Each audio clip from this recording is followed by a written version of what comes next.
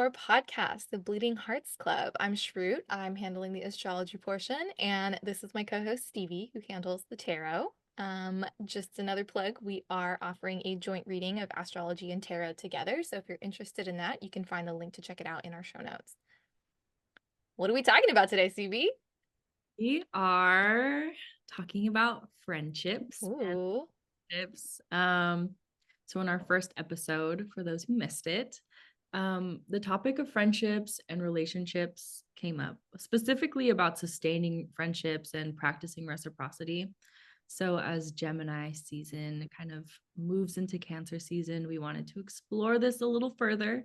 Um, Specifically, like, what does it look like to sustain friendships and relationships? And when I say relationships, I really mean like any kind of relationship you have with somebody. It could be your relationship with your aunt, it could be relationships with your, I don't want to say teacher, I don't know, but you know what I mean. Yeah, like in your community, beyond just like dating or family or friends. It's a much broader. We have all types of relationships. I like to even throw in our relationship with ourselves, because I think that's a little undersung hero. Because ooh, friend of the pod. Friend of the pod, Who's Leo, this? Leo's butt. He said, "Don't perceive my head, but you could perceive my booty." Gone now. He's just an Okay. Aries named Leo. um Yeah, so I think, I don't know, when we were chatting, the kind of first thing that comes to mind around what does it look like to actually be able to sustain the relationships in our lives, is communication and boundaries. So, what are your thoughts on that, Stevie? Okay, I've been thinking about this a lot, Mm. especially when it comes to like boundaries and the energy and space you take up in your friendships, or the space and energy that you give in your Mhm. friendships to other people. um I don't know if this is like a proper segue, but as I was thinking about that, I was also thinking about like how quickly folks can be, or how quickly folks can kind of retract themselves as soon as they, I guess, feel burned by somebody else, or if like something happened, an interaction that happened with somebody that just makes them look at them differently, or makes them not want to like open up as much as before. Mhm. And I was thinking about like giving folks grace, or giving folks the space and permission to make mistakes without having unrealistic expectations placed on each other, placed on ourselves, placed on another person, because we're all going to up. We're just human. We're all going to say something that like maybe doesn't land well, or we're just people. Mhm. And I think the pressure that we place on ourselves and each other to show up perfectly really erases any room to be human. Um, so like we're all gonna disappoint each other. As long as we're in community with each other, we're gonna disappoint each other. And I think those are often opportunities where we can practice repair, where we can practice care and communication and boundaries. But from what I see on my end, that's not always what's happening. It's like shutting people out, or ghosting them, Mhm. or I don't know, maybe cussing them out, which sometimes is warranted. But Where I like, think even like creating a whole narrative in your head about the situation without actually getting like feedback from the other person of whether that's their, reflection of the. I think the cost of vulnerability is really high in this society today. Like, and I think that's a big reason why people are so quick to just kind of be like, I don't have the capacity for this. Like, because I think that just like surviving right now is like so hard. Like I think we talked about it last time, but like I always talk about like we're in a care shortage. And that like I think part of the care shortage is this idea of like, well, nobody extends me grace. Why should I extend it to other people? Or it's like I always extend other people grace and I've burnt myself out because it's not been extended. I'm extending it to people who don't extend it back to me. And so I'm burnt out. And then when I do meet relationships and friendships that do extend it back to me, I'm burned, I'm jaded, I'm not willing to like extend it back. So I think like That's kind of a I know, like, people have mixed opinions about this person, but honestly, I think that, like, Brené Brown does have a lot of really good, like, work on vulnerability that I think is a really, compelling argument for, unpacking that within ourselves. I read her book, this was years ago, but it was, like, early in my healing journey. I read I think it was Rising Strong, and I think one of the most powerful, tools for repair that she talked about in that book was how, when she has a fight with her husband, what she'll say, as a way of, like, to kind of circumvent that whole, like, I'm making up a whole narrative in my head and I haven't checked in with you about it, is what she'll say to her husband is, "The story I'm making up in my head is this." And then she'll say it. And then when he has to say his piece, he'll say, "The story I'm making up in my head is this." And it's like from that place, it's like there's like room for clarification, repair, acknowledgement, connection. And I really, like, appreciated there's a ton of strategies in that book, and I just appreciated, like, I understand the criticisms people make of her, and I'm in no way negating all those things, but I do think that that book specifically, Rising Strong, really clearly outlines, like, what does it look like in a world that is not supportive to vulnerability and supportive to that kind of repair, and, like, modeling that, and where we can, like, learn how to do that. Like, I feel like that book is really good to, um read, to get perspective on that and to really reflect on our relationships and how, what are ways that we ourselves, you know, angrily retracted, ghosted, and kind of never made our needs known and never made it clear what our deal was. And what are ways that, like, what are ways that we would rather show up in relationships instead, like, I think it's a really powerful point of self-reflection. So I just wanted to offer that. As a social worker, yeah, we were fed a lot of Brene Brown. Yeah, I was her work is really, I think, effectively communicated, and I think it's a really I guess maybe not underrated because I know she's really popular, but, like, it's a resource for a reason. And so I really encourage people, if you're really, like, struggling with what repair looks like, what communication looks like, what boundaries look like, how to actually execute these things, like, um, I think there's a lot of value in checking out her work, but especially that book, Rising Strong. I think there's a lot of really good info in there. Um, but, we were chatting about this, and I had an example come up of another thing I wanted to mention on this topic of sustainable friendships is there's always gonna be a discrepancy, and I talk about this when I talk about Venus in astrology, but there's always a discrepancy between, who we think we are and how we actually act, and the different ways that we can show up in the different relationships in our lives. And so, it's really important to kind of regularly be checking in with our idea of ourselves and our idea of who we think we are versus information that we're receiving from other people about how we're actually showing up.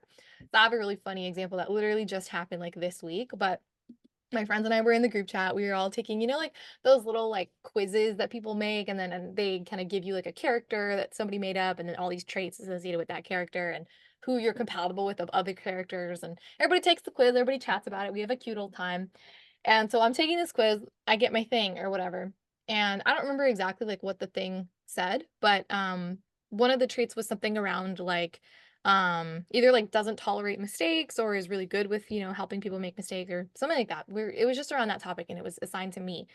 And my friend goes, um, Shroot sucks at accepting other people's mistakes. And I was like, I think I'm better at accepting other people's mistakes than my own because I think I can be pretty hard on myself. But I was thinking in the context of, like, in astrology readings, I walk people through holding space for their mistakes with, like, grace and kindness and that kind of level of tenderness and care that we're kind of talking about here. Like, I was like, I do that literally every day. But then my friend, my roommate Chelsea, she literally sends in the chat, she's like, a screenshot of a conversation we had literally just had, like, hours before this of, somebody calling her phone in a sales pitch thinking that, like, asking for me, thinking that I was the homeowner or whatever. And um I was like, "You stupid why would they think that?" Da, da, da, da, da, da," like, and I just, like, went off. And so she just drops the screenshot of me ranting about this in the chat, and I was like, "Oh, like, there's a literal example of somebody making a mistake, and it's not that serious, and here I am, like, going off, like, ridiculously overblown." And I was like, "Oh, okay, point taken." Like, that is totally, I did that, whether I realize it or not. And so, yeah, that was a really funny, it was just like, "Oh, yeah, there's a discrepancy between, like, what I think of myself and how I'm showing up in one dynamic, which is, as a job, but then how I'm showing up, um personally with my friends is maybe different. And so it was such a really powerful moment of reflection for me to kind of reunite my perspective on how I think I show up in my friendships versus how I may actually be showing up. But it was really fun. I love that so much. One, I'm always here for the clockery. And I think it's Hell of a just mess.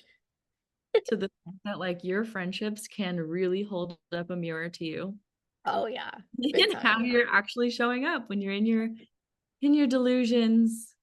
Yeah, I appreciate that so much. I think like it's made me such a much better person, and I think it's only, and that's one thing I want to encourage is like I think, obviously I think a lot of people can struggle with that. If somebody holds up a mirror to them and it can your defenses go up where you're like, oh my god, like I'm being attacked, like and it can be hard to take in information and get to that point of reflection. But I really encourage people to kind of focus on grounding yourself, focus on calming yourself, and then really take that reflection into account as opposed to soothing yourself by rejecting that kind of mirror being held up to you, because it opens up room for such a deepening of the relationships in your life, and it also opens up room for like personal growth, and closing that gap between your own perception of yourself and what like you're actually the ways you're actually showing up and acting. Like it's such a powerful tool to cultivate that sense of your friends feel comfortable being honest with you, because I know that that's hard, but you know, if you've ever benefited from my work, it is because I have held that space for my friends to clock me when I'm being stupid. Because we all are, right? We're not perfect. So, My goodness. Shout out. Shout out to that. Sorry to that man, actually. Sorry to that man. He was I just wouldn't say it to his face, but I definitely lit him up in the chat because I felt really bad. I was like, leave my, like, there are a lot of assumptions being made, and they're wrong, sir, and you're wrong for that, but it's also not that serious. Um, wow. yeah. I love how you went straight to stupid. Yeah, I did. I had just woken up too. Like that was literally me first thing in the morning.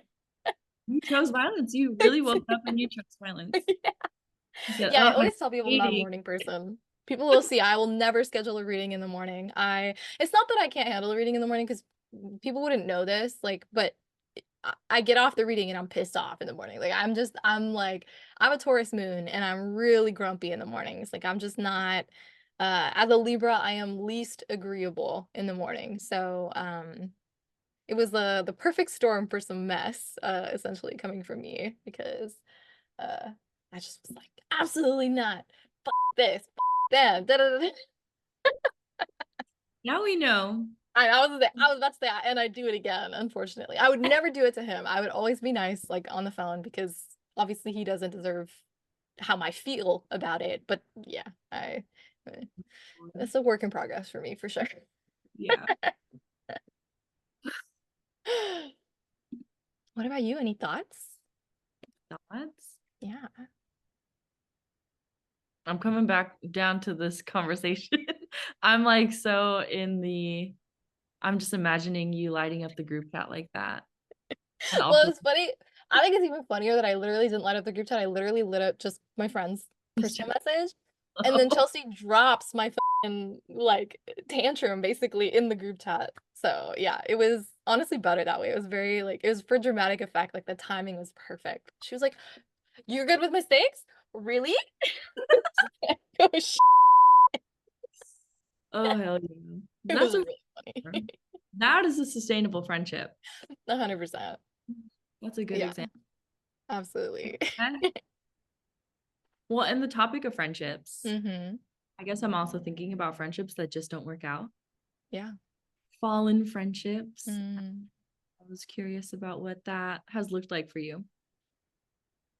Ooh, I feel like I guess we'll have a running theme going in this freaking episode of exposing how not chill I am as a person, but I don't think any of my fallen friendships have ever fallen gracefully. I think it's been a little bit of a flash and bang. And I actually think that in my experience, a lot of times that inability to handle conflict and repair has been the source of falling out. Because I will try to, maybe I'm not doing it at the right time or in the right way. Like, I'm definitely not gonna, act like we've already established I am not perfect in the way that I show up in my relationships. I'm definitely never gonna claim that. But I think that in the past, if I've held a line with somebody and I've said, hey, like, you said this and that's not okay with me. And then the way that that was like responded to, um, it kind of becomes an issue where the conflict is no longer about the initial thing. The conflict then becomes about the hurtful way that that person handled the conflict. And then that in turn, it's like, if nobody's willing to like acknowledge or own up, like, oh yeah, maybe that wasn't the right way to go about this, then like I've had friendships that like literally like closest friendships to me, like, lifesavers in very vulnerable phases of my life. Sorry for anybody watching. I dyed my hair clearly and I have a green finger. So we're just PSA. That's why. It's hair dye. I keep seeing it in the screen and I keep wanting to like throw something, but it's fine. So yeah, these friendships were like the most meaningful, important, closest friendships in my life. And I'm so grateful that I had them. They taught me so much. I enjoyed so much of my time. I felt like they saved me in really vulnerable times of my life. But because we couldn't navigate me asserting needs, or even like if my needs changed in the course of the friendship, where, I moved across the country in 2020 and vastly, my needs became very different very quickly. And then, of course, the pandemic happened. And as a disabled high risk person, like, your needs change. And I think that trying to communicate those needs to my friendships, if they were not able to meet those changed needs, then it kind of became, really difficult to continue that friendship. And so I think it's been really scary for me because the kind of repeated messaging I've gotten from fallen friendships, especially ones that were so close to me, is that like you speak your needs, you make them known, and you will lose your friendship as a result. And then it's kind of like, what kind of friendship is that where I don't feel safe to express my needs, and I don't feel safe to have my needs respected. And I think that there was a big reshuffling of a lot of the ways that I showed up for people in my life and the ways that I expected then people to show up for me, in ways that I had never expected before because I was so used to putting my needs as last on the list. And so when that changed, a whole bunch of my friendships rearranged. But then what I found was the relationships that kind of did meet me and did grow and change with me, like we're better than ever. We're deeper. And I even have had conflict and navigated conflict in those relationships. And I found that like, maybe the relationship dynamic changed, but like it didn't break the friendship. It didn't lead to irrepair and falling out. Like it just kind of like adjusted things to a place that was more healthy and more sustainable for us. And so I'm really grateful that like I powered through the fear of this repeated messaging of like you show up and ask for your needs to be met and the relationship completely disintegrates as a result of that. Like um I'm grateful that I pushed through that fear because I think that like having shown up expecting my needs to or like asking for my needs to be met, maybe not expecting it, but like having my needs as like a baseline communicated thing as opposed to something that I had hid and kept very close to my chest. Um, it's like deepened my relationship so much and it's made it so much more likely to last. And I don't feel like I'm walking on eggshells in a relationship. I feel really safe and secure in those relationships. So yeah, that's my experience. I'm just taking that in.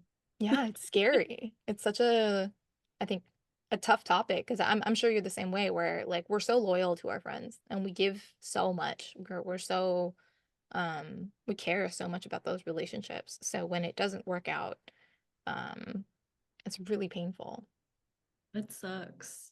I hate it. It takes me a long time to process. Oh my God, when you were like, we give so much to our friendships and stuff. In the back of my head, in the back of my head, I heard a little voice saying like, "Oh, so and so probably wouldn't agree," Yeah. like Oh yeah, it's all true. those, all Yeah. those Mhm. the We are way, just one perspective. yeah, we're just learning how to be better friends to ourselves and to each other. Mhm. But when you were talking, I was thinking about how my friendships kind of ended, and how I think I mentioned this last time, but I've had such long standing friendships with people that I literally grew up with. Like I was a Mhm. child, them in the fourth grade, I met them in the third grade. Um, and we truly grew up together, only to end our relationships and our friendships by ghosting each other, Mhm. because like you were saying, our needs change. But I think for me it was like our needs were changing and we weren't communicating that with each other, but like because we were so, I guess, used to each other, you know, Mhm.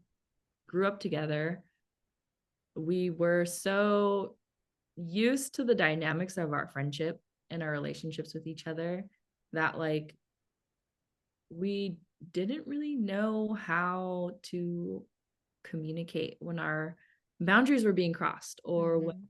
our needs weren't being met in the friendships. Like I can think about, you know, me when I'm busy, or like if I'm frantic or something, I fall off. I Mhm. That is definitely a pattern that I fall into. And like sometimes I would just fall off the face of the earth, and it would be during a time where people needed me, but I didn't know. Mhm. Um and they also weren't reaching out to me because they were like caught up in their own stuff. Like the last thing they need to do is reach out to me, who is like already absent, or different things like that. Just, or vice versa. Like I needed them, but they were off with a boyfriend and they were Mhm. so caught up in that. And, you know, it's these things that we're, I guess, not communicating. Like we are so used to it that we're just like, oh, that's Stevie. I'm used to it. Or like, oh, that's so and so. I'm used to it. That's just how our friendship is. Mhm. Until we realize that's how our friendship is. And that's not okay. That's not what I want. It's not what you want. But neither of us, again, don't know how to communicate that we're unhappy in our friendships. Mhm. And I think, I don't know, I feel like the way that we grew up, I feel so old when I say things like that. When we talk about conflict resolution, or when we talk about like communicating boundaries or meeting the needs of people, like we're used to only hearing that in terms of like romantic friendships, Mhm.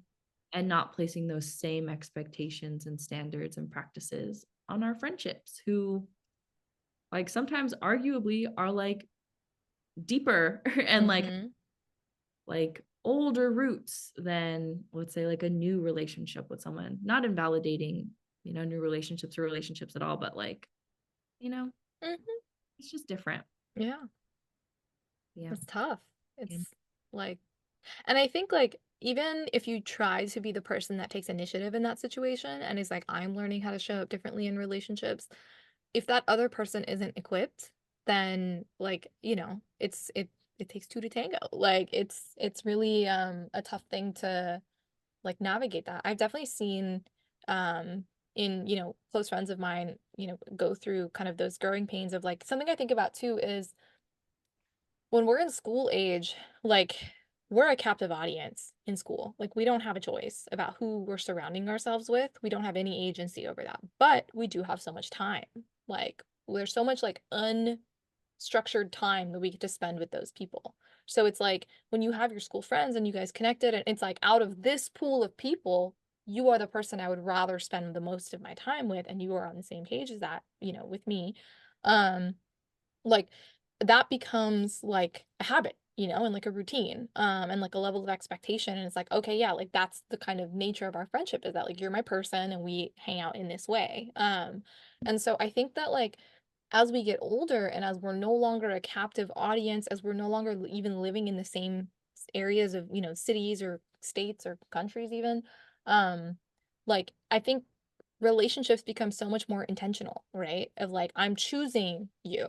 I'm choosing to hang out with you in this context. I'm choosing to keep in touch with you in this way. I'm choosing to support you. I'm choosing to hold space, to let you support me. Like, and so I think navigating that transition is not something that any of us do with any kind of intentionality, right?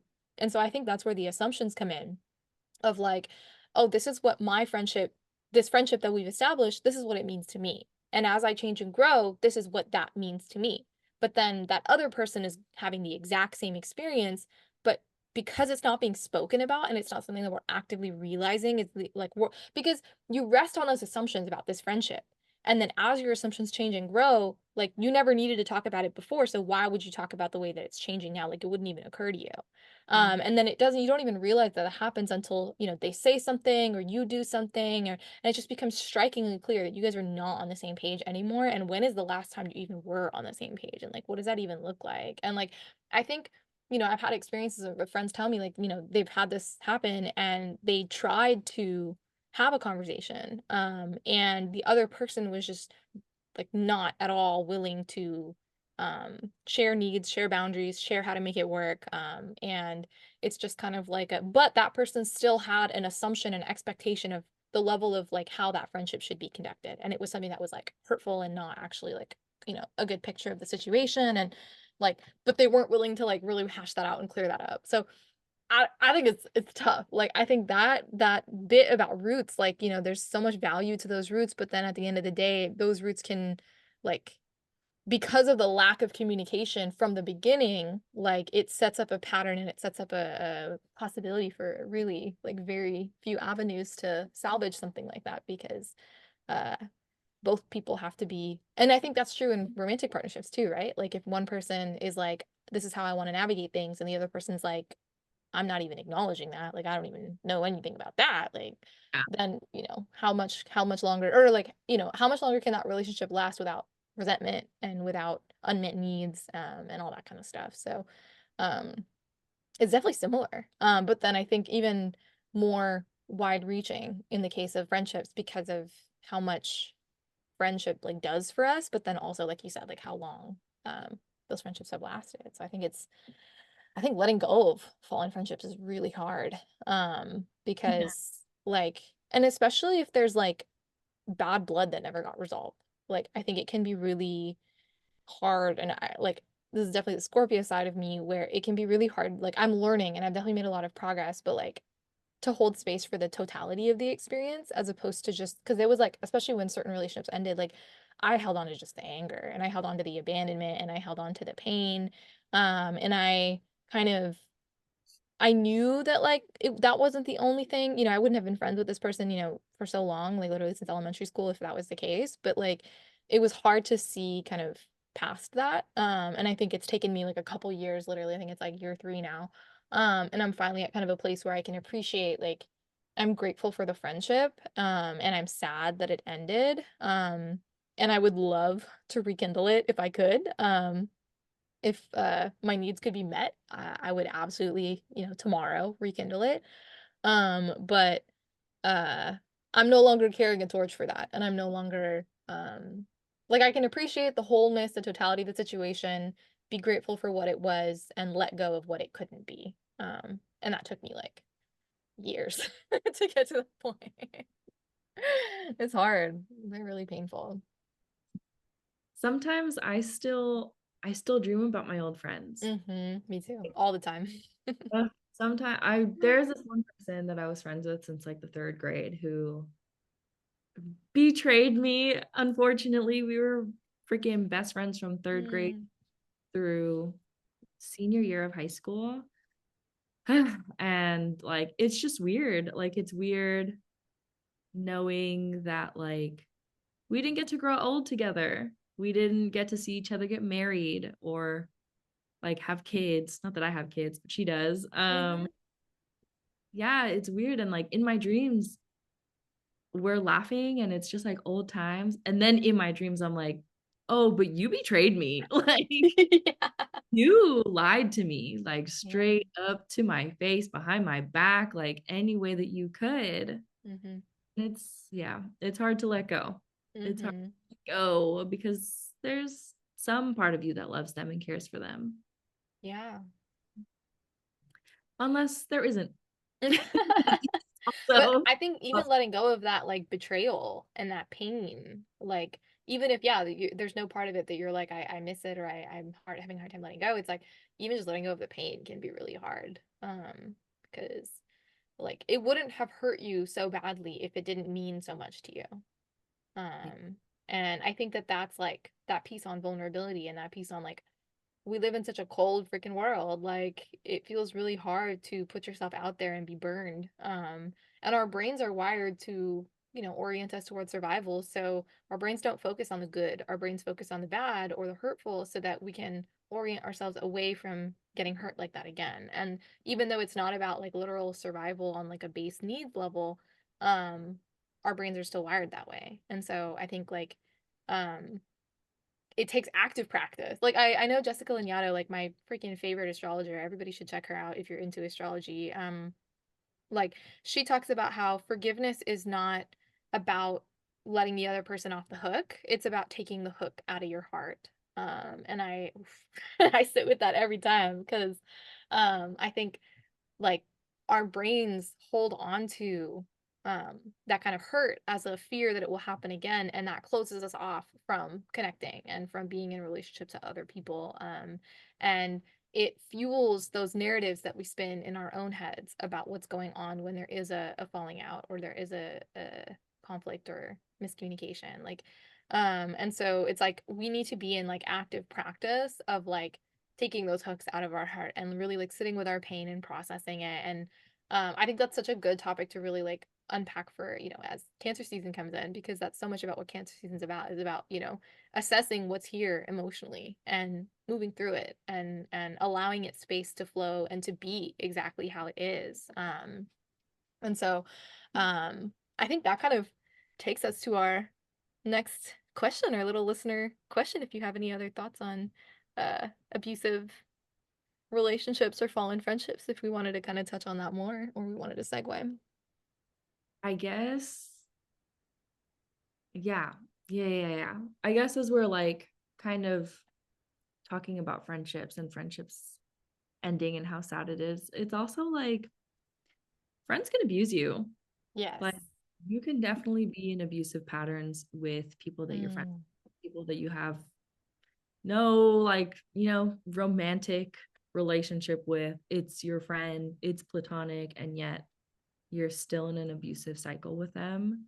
Um, the friend that I was talking about earlier, um, the one who betrayed me, like I dead ass grew up with this girl. Like we lived in the same neighborhood. I really imagined myself growing old with her, going Mm-hmm. to college with her, like turning 21 with her, like all of these things because we had grown up together. And like sometime, I don't know when this happened, but like, or why this happened. I still really don't know why, but like, even if she wasn't maybe like physically abusing me, she was like hardcore manipulating me. Mm-hmm. She was lying to me so much. This person that I trusted with my whole life, with my whole self, was creating this like very elaborate and intricate lie to get me to like believe that somebody that she knew from a different school was like in love with me and like wanted to set us up. And she even like said like, oh, we'll go to this football game at that high school and we'll go together and I'll introduce you. And then come that day, like she is ghosting me. And until like the very last minute, she's like, hey, actually, I can't go anymore, but you should still go to that high school football game by yourself where you don't Literally. know anybody and That's so dangerous. try to find this random person who you've never talked to, never met, and yeah, and just go from there. And it wasn't until like I fully like understood. It was time after that. Like it Mm-hmm. wasn't until after some time that she tried to send me out there that I realized like, oh, bitch, you're lying to me. She even wrote me Mm-hmm. a letter, like a handwritten Oof. letter, supposedly from this person. Ugh. It was just a whole thing. It was a whole thing, and I Yeah. will never forget it.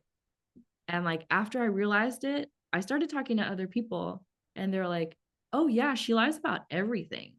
She lies about this, she lies about that." Like everything that I knew about her, I ended Mm. up finding out it was a complete lie. And Yeah. like I don't know why. You know, Mhm. like, I can guess that like a part of me is like maybe there was no ill will. Maybe it was literally her way of getting her needs met, Mhm. like because of X, Y, and Z, like her own trauma, her own hurt, her own like need to feel connected to other people. Like I can recognize that now, but like, damn, in the moment, I'm like, You that was trusted her with your life. my Like, whole life. Like, yeah, yeah. And that was really sad. it And was I an just, abuse of your trust. yeah, I wanted to give that dimension, I guess, of like friendships can be, there's a, there's a reason friendships end. Mhm.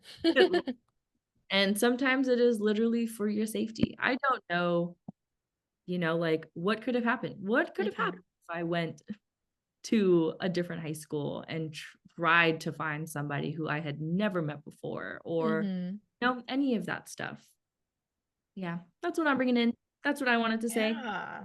Ugh, I think abusive friendships are so scary. It's what you said earlier about how they can replicate like either familial dynamics or like just like patterns of abuse that we can find ourselves getting into. And maybe we're more cognizant of it in our romantic relationships or with our family, but like, we can be replicating it in our friendships as well. And I think that that's definitely you're so right that it's such an overlooked aspect of abuse in relationships. And I know for me, like I tend to realize it after the fact. Like it's really I always believe the best in my friends. Like if I've decided you're my friend, like I believe you. I trust you, you know? And I think like um it's so like hurtful and I've always had a really hard time talking about it with that person or trying to reconcile it because I don't ever feel like I'm heard. I don't ever feel, you know, like it mattered that I was hurt. It doesn't really feel like I'm important in those relationships. And I think when you experience those things as a child, it's like you kind of the messaging you get taught is that like your needs don't matter, that like your feelings aren't important, they're not the priority here. And that like self-abandonment is safer than standing up for yourself in some cases. And I think that's been a really something I've had to unpack a lot in my like 20s is something to learn like how do I stand up for myself? How do I identify an abusive pattern dynamic? And how do I kind of um navigate it and leave? like and I think like in that context of like not wanting to like having a friendship end because having an attachment to it and um hoping that we can just resolve it if we just connect and try to find a middle ground. um I think it has encouraged me to stay in relationships that I should not have for longer. And I think I've thankfully gotten much better at even if I still suss it out after the fact, it's still much quicker and I'm able to honestly like I emotionally check out. That's exactly what you said in the beginning. I check out very quickly now. Because I when you get hurt that badly, you're just like, "Oh, okay." Like so it becomes that's I think a new thing that I'm having to navigate. Thankfully, I think I'm good in my relationships now, but I think going forward, if I meet new people and I start connecting and getting close with new people, I think I have to be very mindful about am I giving them space, an opportunity, to have like hold space for mistakes and am I able to trust that I can take care of myself now as an adult. I can hold my own. I don't need to guard my vulnerability so closely as a way to overcompensate for all the ways that I didn't do that in my youth. So I think like that's one of those things where it'll be like a wait and see kind of moment. But I definitely feel like it's a priority for me to not get involved in abusive dynamics because I find it so draining. Like I give so much and I am just exhausted by that. I don't feel like I get anything. Um and I'm very content being like I'm taking back my energy. I'm done. See ya. But yeah, the trade-off of that is tough. So, ooh, heavy topic. Oh, I also forgot to mention, and then we can like totally Mm. go on to the next thing, but like My young Libra self who did not want to approach conflict at all forever actually confronted this person. And I was like, look, I know you're lying to me. And I love you so much and I care about you so much. Like, I just need you to own up to this Mm-hmm. and we can move forward. And then she didn't. Like, she just was not in a place where she could. And Mm-hmm. she changed the subject. And then she ended up ghosting me. And like, damn, fallen friendships, they Yeah. try, like, you can definitely try to be the one who works towards repair, but Mm-hmm. ultimately it takes all parties to be on board. Yeah. Yeah, yeah. Mm. It makes me want to fight. It's a tough topic. I think emotions. Um, I think we're gonna talk about that next episode. So if you're interested in really sitting with the emotions of it all, definitely tune in for the next one. But um they really cloud our judgment. They really cloud our perception and our ability to navigate these things. And so um hindsight's 2020. I think I definitely believe in the power of self-reflection for that reason, because I think for me, I'm definitely my moon is conjunct my south node, like in Taurus. Like I'm always slow to realize, like, oh, I wasn't okay with that. Okay. And before I would just sweep it under the rug, and it would boil out of me at the wrong time and I would explode sometime later, like the Scorpio Venus that I am. But I think I'm learning now to, you know, get better at, okay, I noticed it after the fact, but I can still say something now.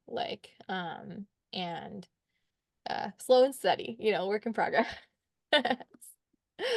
So we have some questions from our listeners that we would love to share. These ones are so good. They're about friendship. So Stevie, in your Yes, opinion, what is your most genuine definition of friendship?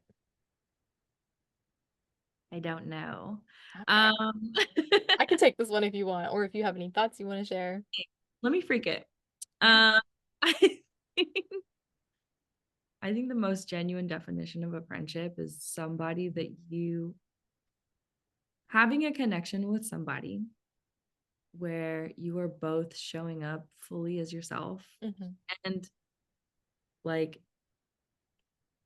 how can I say this, where you're taking risks with each other, like Mm. you're both taking risks of like being vulnerable with each other, allowing yourself to be seen and heard by one another, um where you can really show up like angry or sad or happy, somebody that you can celebrate with, somebody that you feel comfortable like being upset with and sad with, really just going through the like vastness of the human experience with, in a safe way, safe way, in an affirming way where like Yeah. they're not judge you and be like, I don't know, I love you because you're so stupid. Mhm. Like, Or like like, weaponize what they like the vulnerability against you. Yeah. yeah, that's what comes That's to mind. great.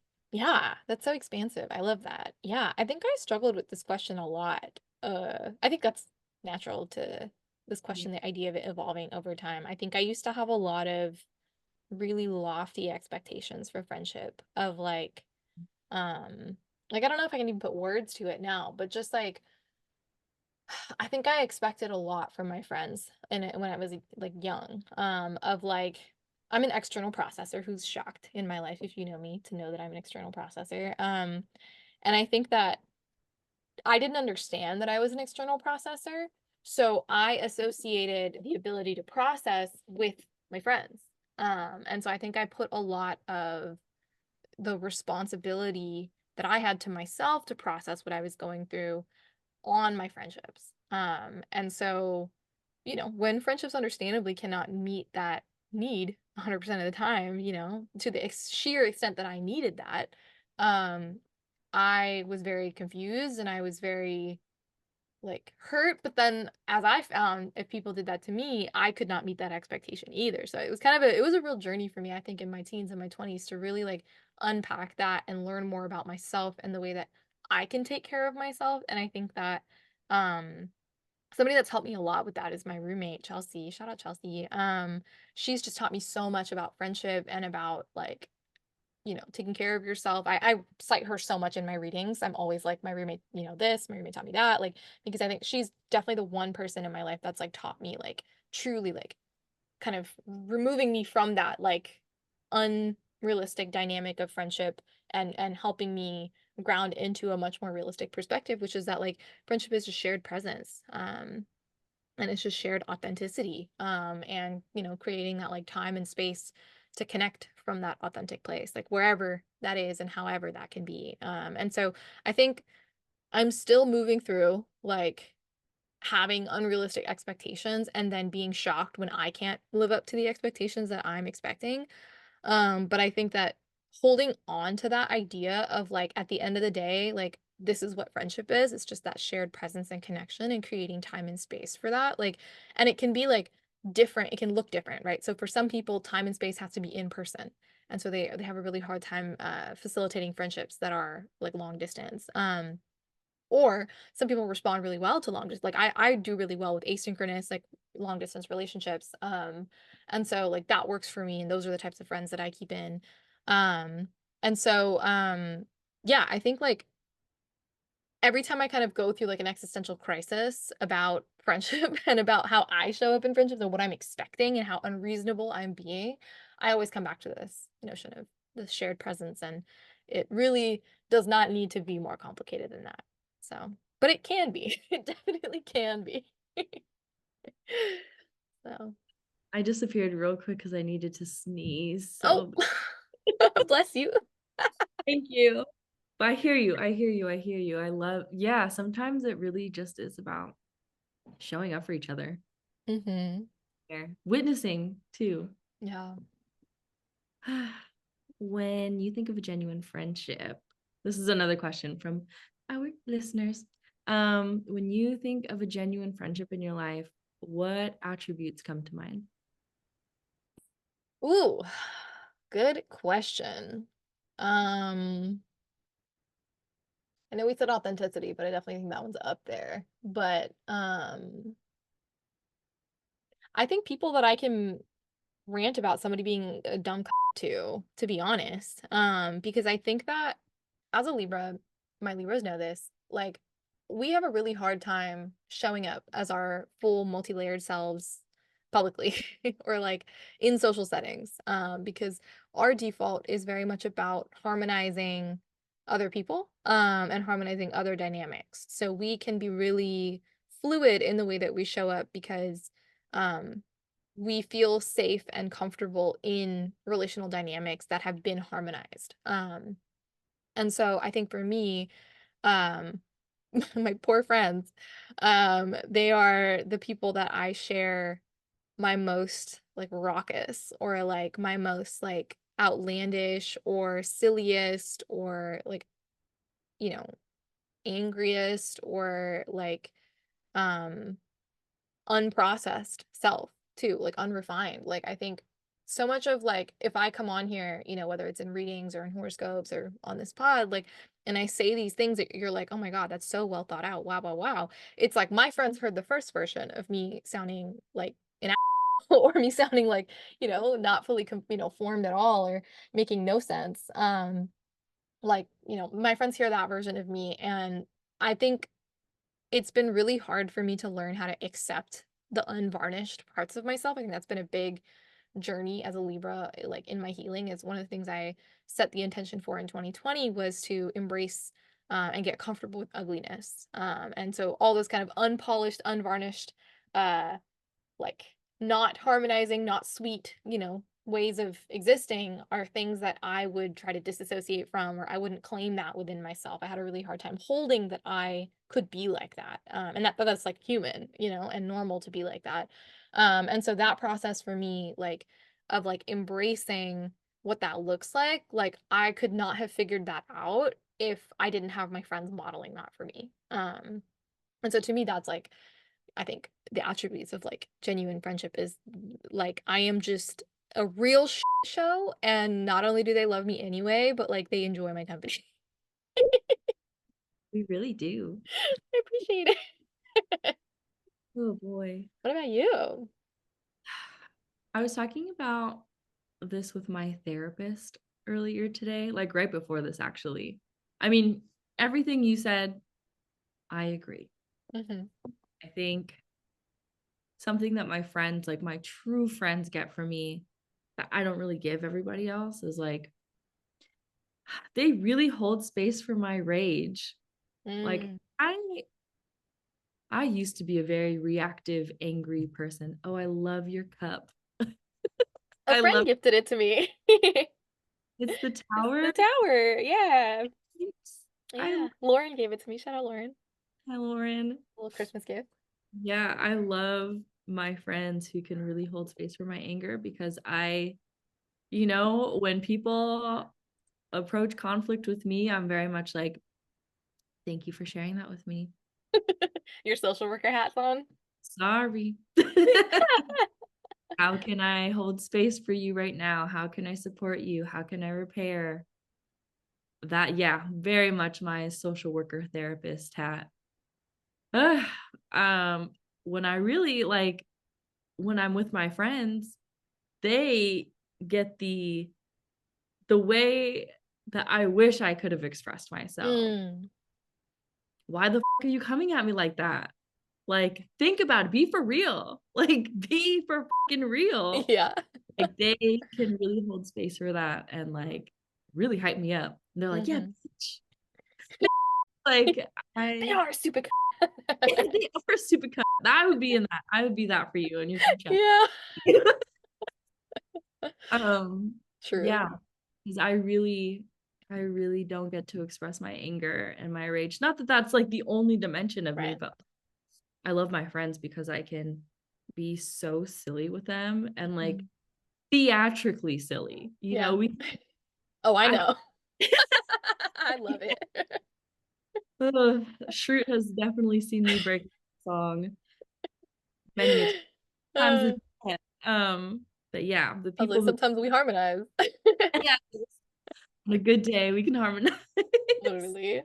But yeah, people who can really hold space for the ugly parts, Hmm. like the parts of myself where I'm not happy, I'm angry, or I'm really sad, or I'm so confused, or I feel so small. Like the way that my friends can meet me with such love and Hmm. care. Like I love them so much. And I feel so grateful to be able to have those relationships and friendships because that's what we're making space for when we kind of let other friendships go. Hmm. Like, we make space for like the kinds of relationships that are so nourishing, Hmm. safe and affirming, and yeah. Mhm, mhm, I mhm. love it. Yeah. I'm still in kind of like disbelief that like I'll hold that space for other people, or maybe even sometimes I struggle with that.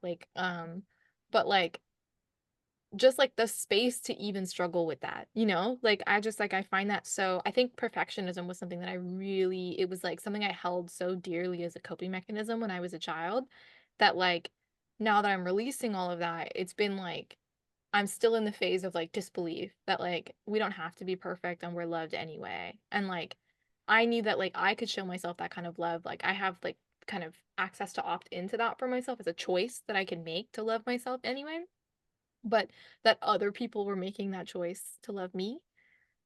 What? That's Easy. like so a trip to me. But yeah, I would love to know, listener, what does genuine friendship mean to you? What comes up when you think about genuine friendship? Go ahead and email us at bleedingheartsclub.pod@gmail.com. You'll find the email in our show notes. Oh, we would love to hear your thoughts.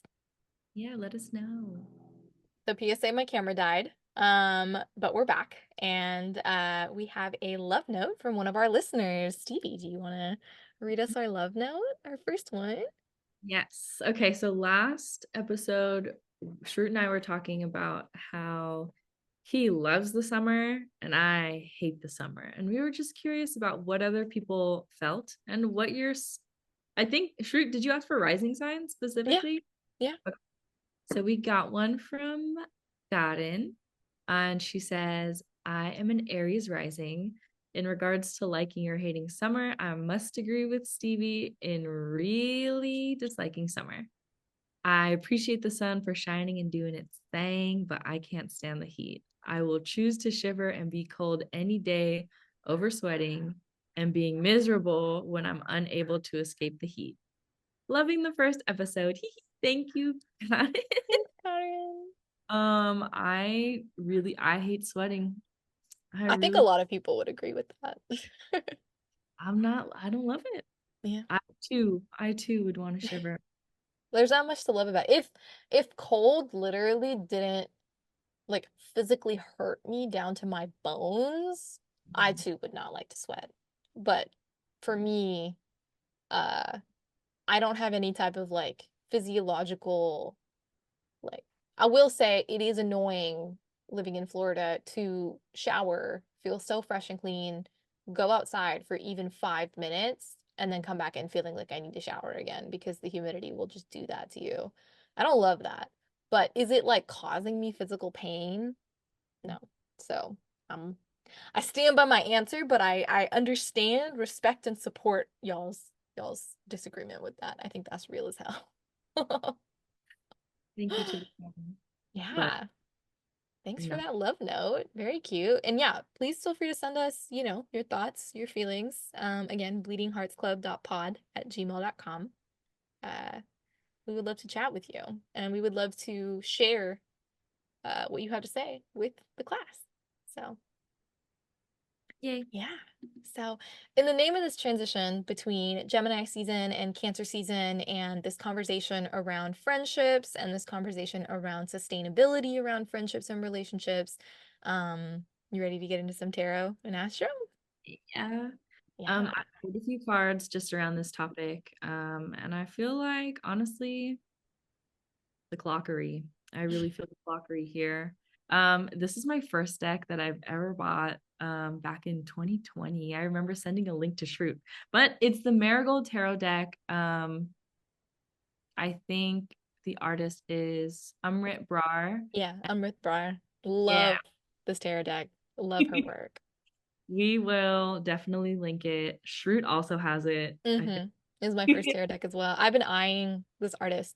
I followed her work on Tumblr for years, before 2020. So I've been a big fan. Love Amrit.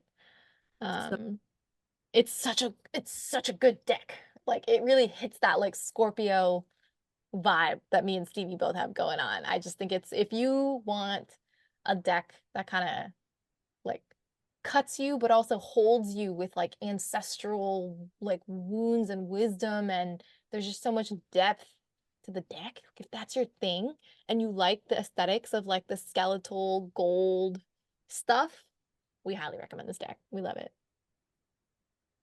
she's the vibe. Yeah, She really is. Okay. I love it.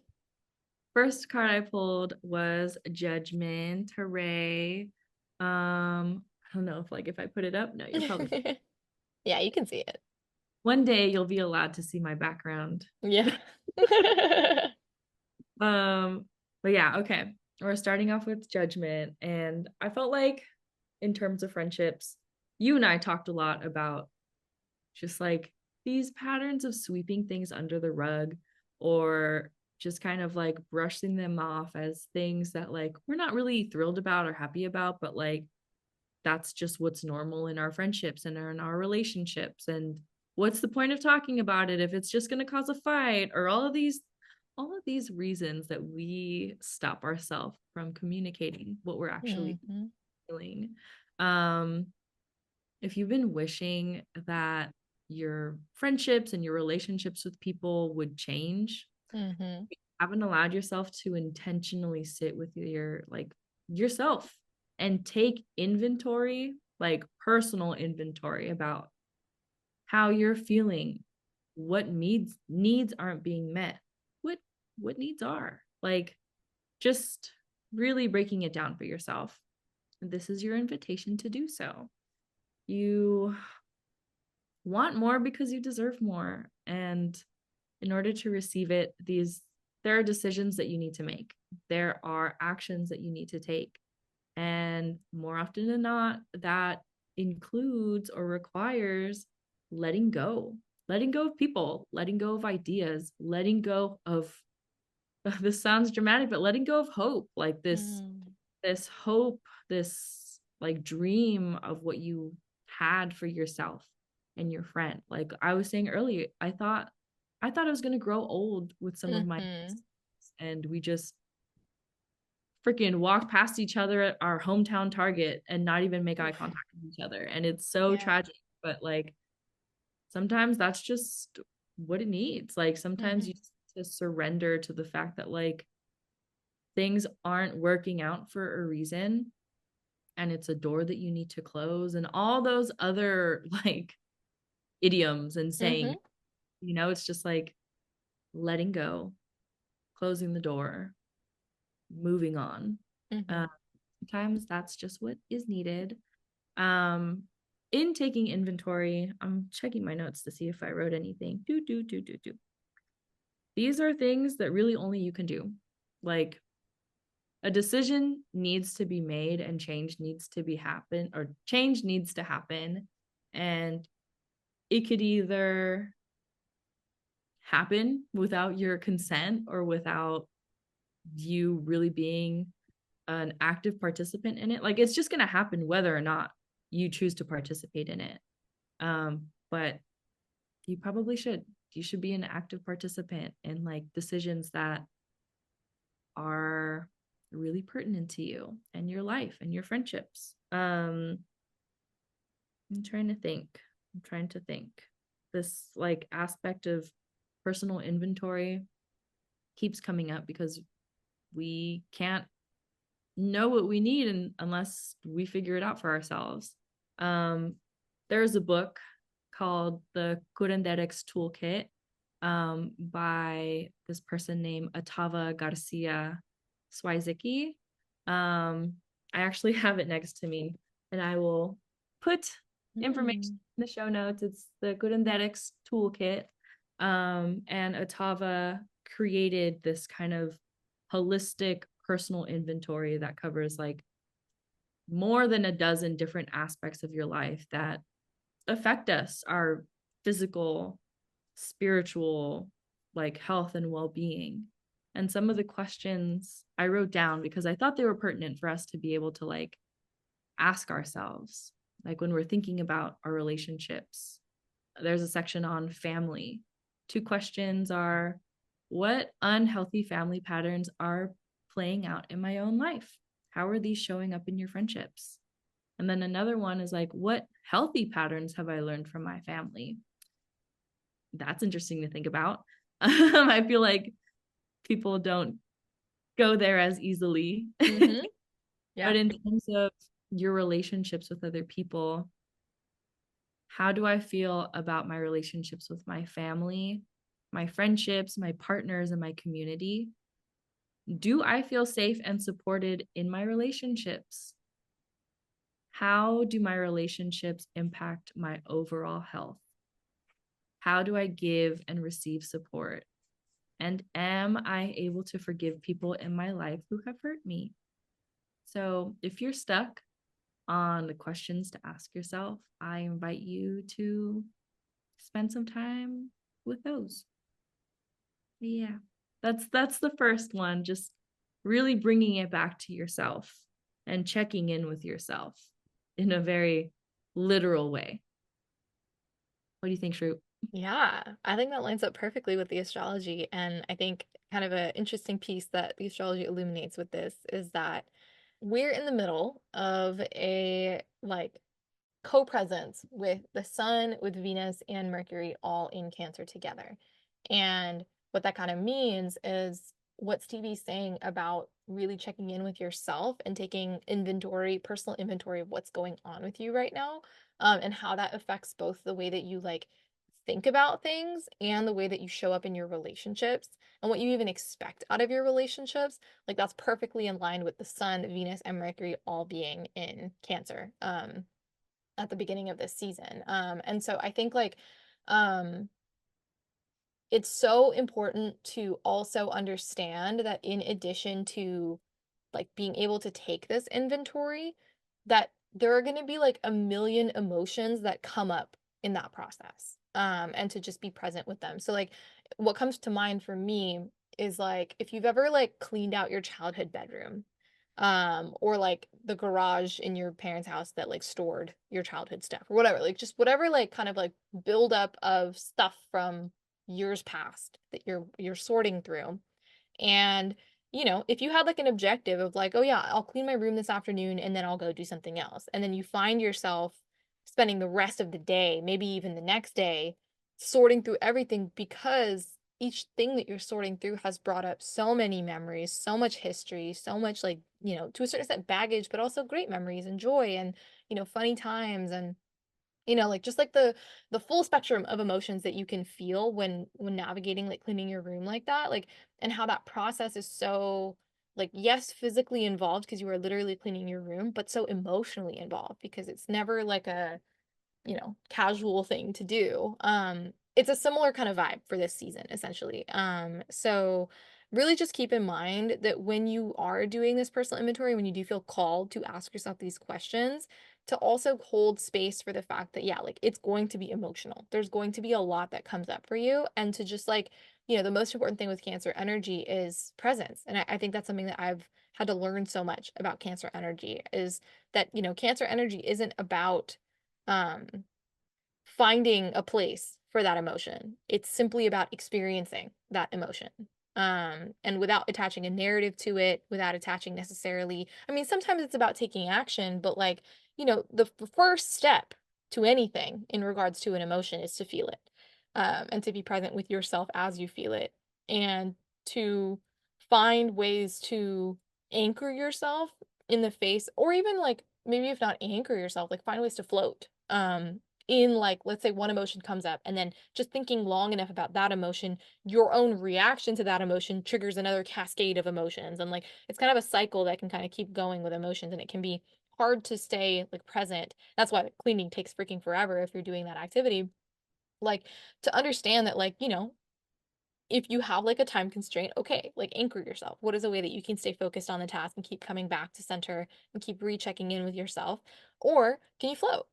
What is a way that you can just be with that cascade and give yourself that freedom of unstructured time and space to just accept and embrace everything that comes up as a result. So there's pros and cons to both, and especially living under the constraints that we do, in society, like, there's pros and cons to both, but there's value in both of those strategies. So just being open to what's right for you and understanding that the value of doing this kind of activity, even though it seems really tough while you're going through it, like the idea of cleaning, right? It's exhausting. You're like, I'm freaking exhausted.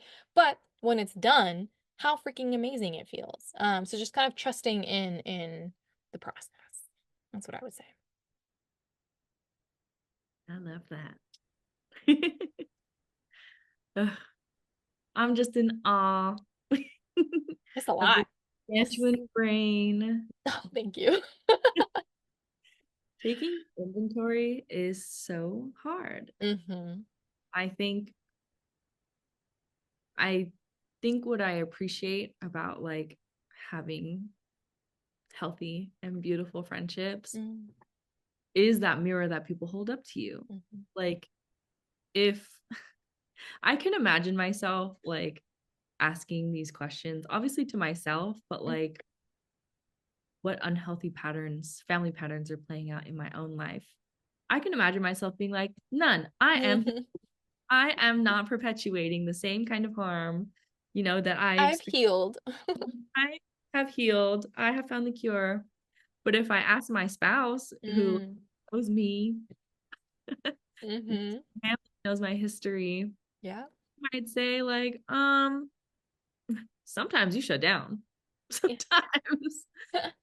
Sometimes Yeah. I have no idea what you're thinking or feeling. Mhm. Or sometimes you're cleaning when you're mad. and, Mm. things like Mhm. that.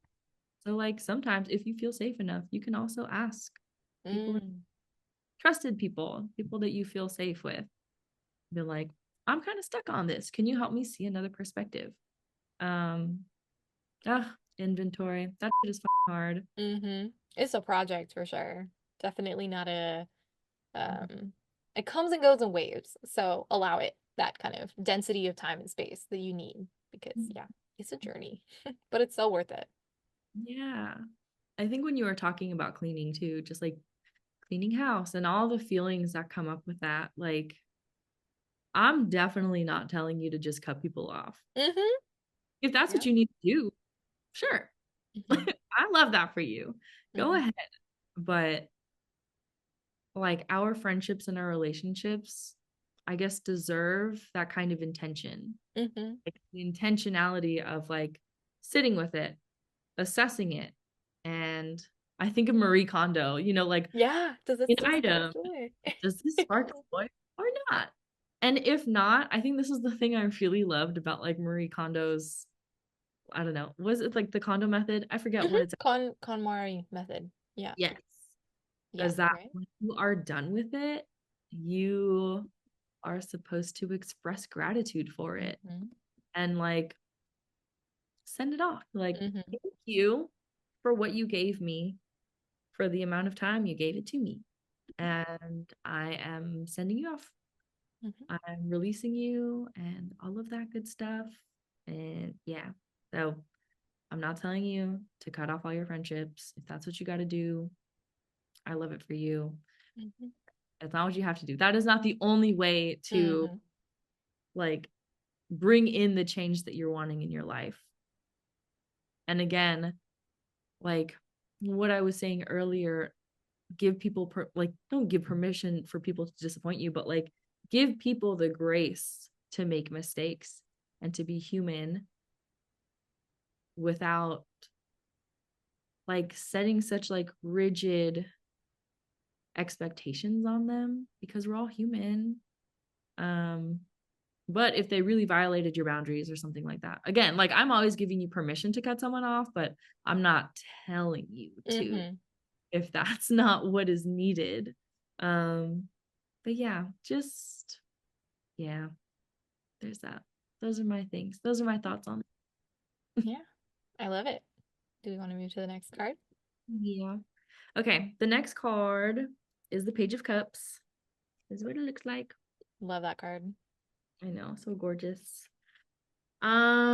This card, to me, I feel like when I pulled this card, I just imagined somebody taking like a deep and hopeful breath of fresh air, just like that feeling that you get when you clean out your room, Mhm. you throw out all the trash, and you're just like, maybe I wasn't depressed after all. Maybe my room was just messy. Mhm. Yeah, it's like just fresh. It's Mhm. new, like it's this new energy. It's this time and space where where like all these new ideas pop up, all Mhm. this inspiration pops up. Um, it's like you've created the space for you, whether that meant you let go of relationships or you chose to like actively work on relationships. It's Mhm. a new start. Um, okay, every time I think of a new start, I think of Arrested Development, Mhm. where who was it? Tobias? Yeah. Tobias got a license plate for a new start, but it's spelled Anus ain't. tart. 10 Ugh, out of 10. God, they're mine. I love that so much. That's great. Oh God. Okay. Perfect reference. Good times. Um, yeah, like you may be feeling like you have this energy where you're like just drawn to trying new things, like Mhm. to go to new community spaces or to pick up digital collaging or like going back to school or I don't know, it almost kind of feels like a frantic energy of like, Yeah. great. Like I've definitely felt that before of just like ending something and being like, I'm free. Holy Mhm. it's time for myself and I get to do this, this, this, this, this. Um, this is an invitation for you to be curious and to explore and to try new things for the Mm.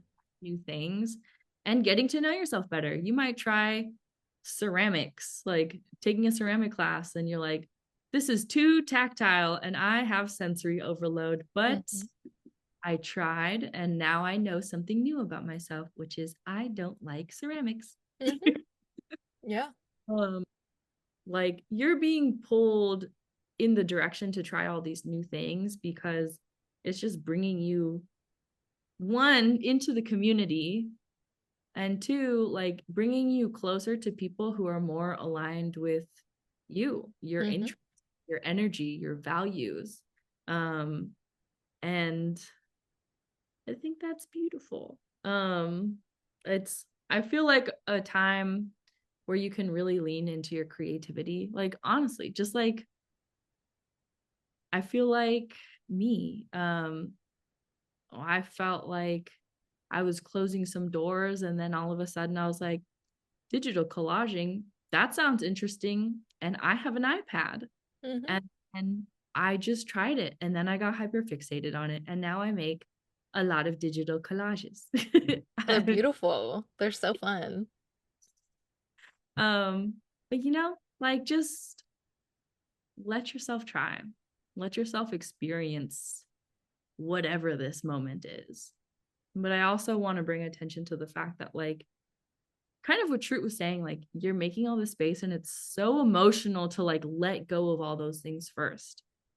And I think about one of the first readings that I had with Shroot back in 2020, and I had just ended a 5-year relationship. I shaved my head. It was the You pandemic. sure did. I was in grad school. And like, I was very, very vulnerable. But like, I knew that these were doors that I had to close.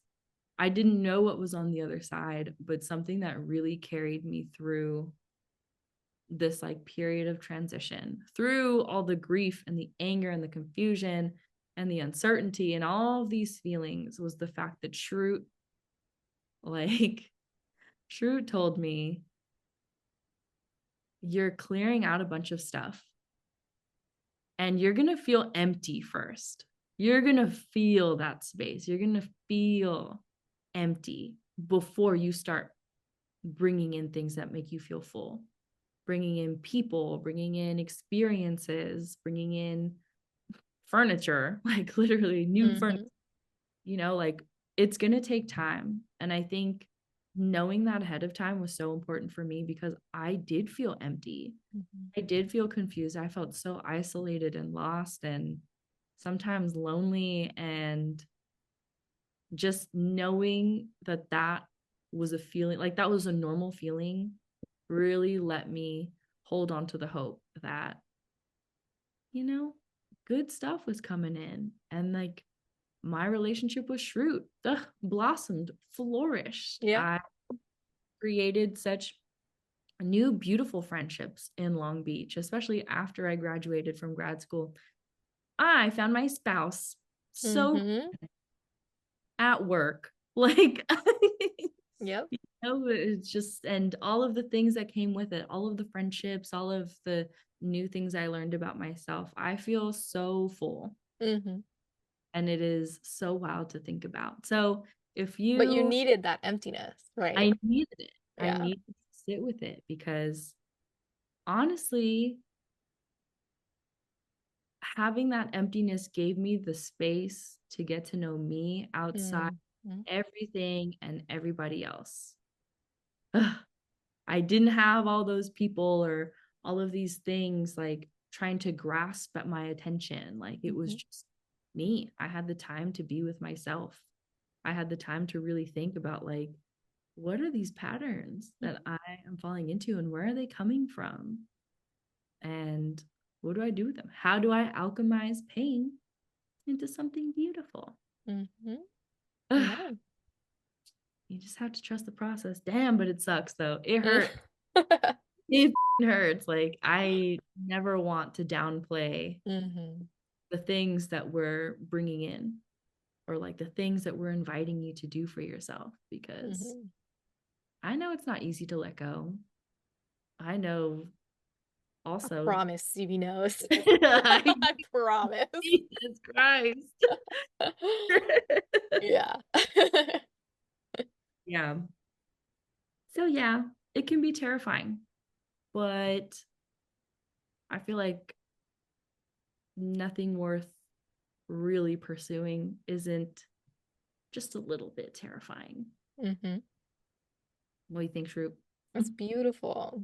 That's so like I just think back to 2020 Stevie and I'm just so emotional. Like it was really such a privilege to watch you bloom. Like that was really like, and I think that was what was so interesting too, is like from an outside perspective, especially one that literally was not in the state with you at the time, like it was not visible, that emptiness. And I also want to name that for anybody, listening, like it's not necessarily something that other people can perceive, even though it's consuming your whole freaking life. And I also think I was going through something really similar of like I had just moved, left California and like left for good, left with no intention of going back to the state that raised me. And I mean, I'll visit, but like not to be like a resident, you know what I mean? It was a big shift for me. And um I did it alone. I didn't do it with, any type of, typical plan. The way that most people would move somewhere, I didn't do it that way. I had definitely a little bit of a crash land type situation. And I was letting go and I was releasing so many old patterns around the way that I engaged in relationships, whether that was platonic, romantic, familial. I was kind of in the process of releasing a lot of patterning in that process. And I spent my 2 years in Houston before I moved to Florida, like completely alone in the pandemic. I didn't really have, I had like one friend and God bless her. But like I was day in, day out by myself. And I felt like I was just purging so much. And so I just felt like that emptiness. I was with you in that, and I think that that like space that we created for each other almost by force, by forcing everything out of us, Um, not only did it create that space for the kind of direction that our life turned, in our own separate lives, but I think that it birthed our reading that we do with each other, and it birthed this podcast at the end of the day. And I think that um I can look back on what was such a painful time. It was so tough. Like, there was a period of my life where I couldn't look back at my phone camera roll from like 2019 to like 2021. Like, it was like a landmine. Like, I felt like I would have like an emotional breakdown if I even opened my camera roll from back then because it was just so much. But now I can look back and I just feel so much gratitude and I just feel so much like love for those versions of ourselves that forced our way into a new way of being by first holding space for that emptiness. And so I'm like really glad that you named that. And I think you described it so beautifully, especially because it did not feel that beautiful. It was horrible. But I think it's something that I'm so grateful to have. And I'm sure you feel the same way of like, I feel so much gratitude that we experienced that A at all and B that we got to share it with each other. And there's a little bit of astrology that I wanted to tie in. And that is Jupiter is officially in Gemini, and it had spent the last year in Taurus. And Jupiter is the planet that rules expansion. It rules kind of new mindset shifts, like big picture, like philosophical, way of life type shifts. And Jupiter is actually deeply uncomfortable in the sign of Gemini. Because Gemini energy is not about the big picture, right? That's Sagittarius, which is where Jupiter finds its joy. Um, Gemini is very much like on the ground, connecting ideas, like what you said, making new connections, trying new things. Like all of that is very much like a Gemini approach. It's very much not bird's eye, it's on the ground. And that's really hard for Jupiter. So when you talked about that like frenetic energy, that almost like impatience, like that's completely Jupiter and Gemini energy. And so I kind of wrote a horoscope on Jupiter and Gemini. And I want to share that, which is Jupiter in Gemini looks like a floodgate of new connections opening, but having none of the larger context or information necessary to logically navigate or make decisions. There's so much frustration and misdirection during this transit, especially for Gemini placements, because Jupiter in Gemini forces us to learn by doing instead of by communicating and observing, which is what Gemini would prefer.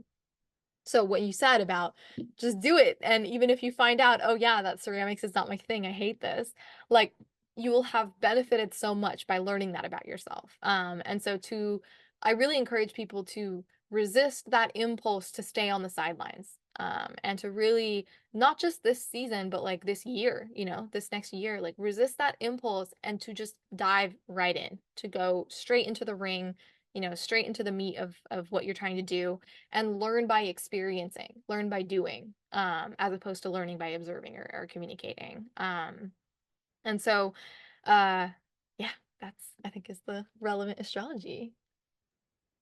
Ooh, I love that. Yay. I love not being on the sidelines, please. Yeah. Not a main character moment. Hmm. A main character, Literally. jeez, Yeah. Yep. scary. But we can do it. Y'all can do Hmm. it. Yes, we can. You ready for the next card? Hell yeah. Okay. My cat is just like staring. Okay. It is the Knight of Swords. Hooray. I wish y'all could see this like for It's real. gorgeous. You'll just have to buy it, I fear. Hmm. So worth Okay. it. Okay, the Knight of Swords. I don't know. I feel like I get the energy of someone who's like super fixated on a goal, highly motivated, highly motivated, energized, the kind of person where like they're not letting anything get in their way because they have their eyes set on something, they're going to get it. They're going to do whatever it takes to do it. Um but I guess like in friendships, I feel like it's calling attention to maybe a higher propensity of having tunnel vision, where maybe you're so focused on yourself and what you have to do to get what you want. And Mhm. you kind of start to forget about everyone else because the focus is so narrow. Um, that may show up for you as like not being considerate about how you're showing up for other people, when you're showing up for other people, or why you're showing up for other people. Like, are you only showing up for others or checking in because you need something or because you need to release like trauma dump or just like you just need to release whatever it is that's on your mind or when you're bored and you have nothing else to do. I really urge you to think about like how you show up for people when you're busy, when you're stressed out or burnt out, when you're in a new relationship. Kind of all these things. What are these patterns? Again, like taking that personal inventory is so important when you're trying to figure out like the kind of friend that you want to be and the kind of friend that you are right now and what you need to do in order to kind of bridge that gap or close the gap as much as you can. So with this energy, I guess, of like the Page of Cups, where it's so frantic, it's a floodgate. Like there's just so much.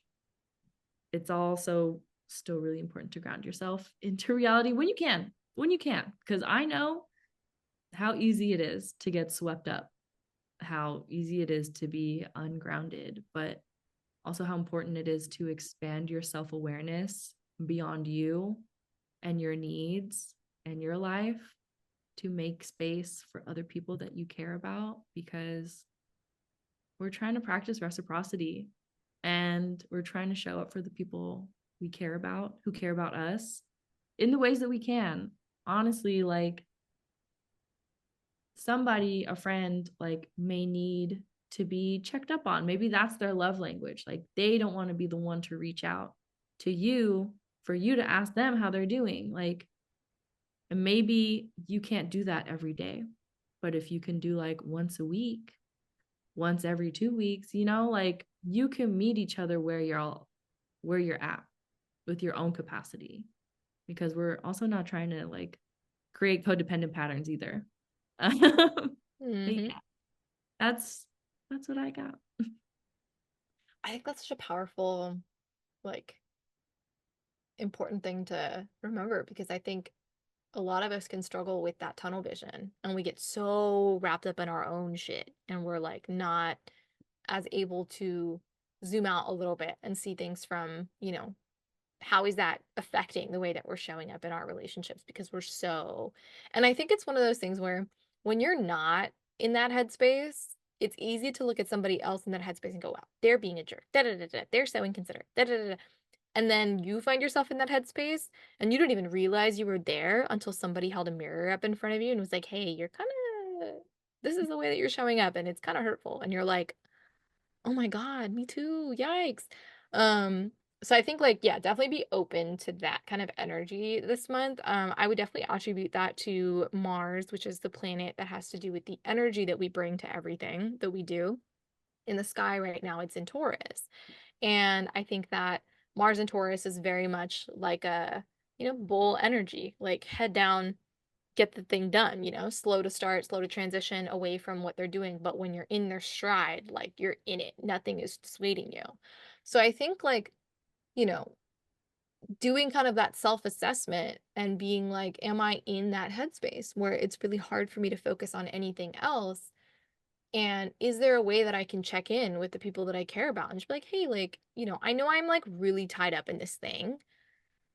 Is that negatively affecting our friendship right now? Like, is there a way that, like, I'm not sure what my capacity is, but I would like to know from your end, is there something that I could do to make this easier? Like, is there any issues that you have with the way that I'm acting? Like, it's honestly worth asking because it can help course correct. It can help you self reflect. It can help you take an assessment of where you're at and how your actions are affecting other people. And I think it can just be such a valuable tool to, like, even in the face of your tunnel vision, and it can be really hard to get out of that. Or maybe even it's not even like a realistic or worth it for you to get out of it. Maybe there's like enough value in staying in that headspace for you that like you are committed to it. But like, what does it look like to find a way to still acknowledge that your relationships have needs and still acknowledge like, okay, let's take an assessment of whether I am holding that kind of space. What kind of space can I hold? Based on what this person has communicated to me, what am I capable of or not? And being honest about that and being able to be in kind of exchange over a period of time about that. That's another thing that I think is important is that you don't just have this conversation with somebody once. It's an ongoing thing that you check in about and you course correct, you ask how that goes, and so I think that like understanding that like that process is not nearly as smooth as it sounds. Like that's a bumpy process and that's not fun and that can feel really detracting from that like focus intensity, but also understanding that this like short burst of intense focus, the reason that you're so invested in it theoretically is that it has like a long-term payoff. So also understanding that building in time and space to be in connection with your relationships through that process is also something that pays off in the long run. And so there is an opportunity with this Mars and Taurus placement to deepen your connection with the people in your life that you love based on shared values, shared needs, shared bids for connection. So I encourage people to um, be realistic about what you have to offer, but even within that frame, don't use that as an excuse to like withdraw and to instead use that as an opportunity to open a conversation and take it from there.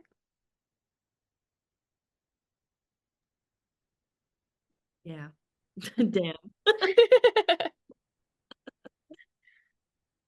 For real. I know these are very like I just feel like a soundbite, but like these are like my honest reflections of taking that in. Oh, it's so easy to isolate. Mhm. It is so easy, and we really don't know it because Yeah. we're so wrapped up in whatever the we're doing. Oh my God, the concept of time, I don't know her. Mm-hmm. I forget who she is. Sorry to that man. Mm-hmm. Sorry to anybody waiting because we don't know her. God. That's fair. Um, How about the last card? You ready for it? Yeah, I love Okay. it. Okay. This last card is like my favorite of the deck. Just like from this specific deck, but like just in any of them. We got the Two of Cups. It's so So beautiful. beautiful. I love this one. Babe. Anytime I pull this, I'm like, yes, I win. A little bit, yeah. um, this one, honestly, it just feels like symbolic, like kind of like an affirmation that you are and can create deep and meaningful connections with people that are rooted in mutual respect, mutual understanding, love, care, everything that you value. And new connections or fresh starts with people that you already have connections with, they have the potential to blossom into something so beautiful and fulfilling and stable and healthy as long as they're being nourished by everybody involved. Like, it really, I guess, like friendships and relationships, they really are not sustainable if they're one-sided. And if you're feeling like you're doing more work or like pouring more into something than you are like getting in return, I don't know. Maybe it's not it. I Mm-hmm. don't know. But anyway, that's not what this card is about. This is just a reminder that like friendships and relationships that are fulfilling and fun do exist, Mm-hmm. and they can exist, and they can be something that is very much part of your life.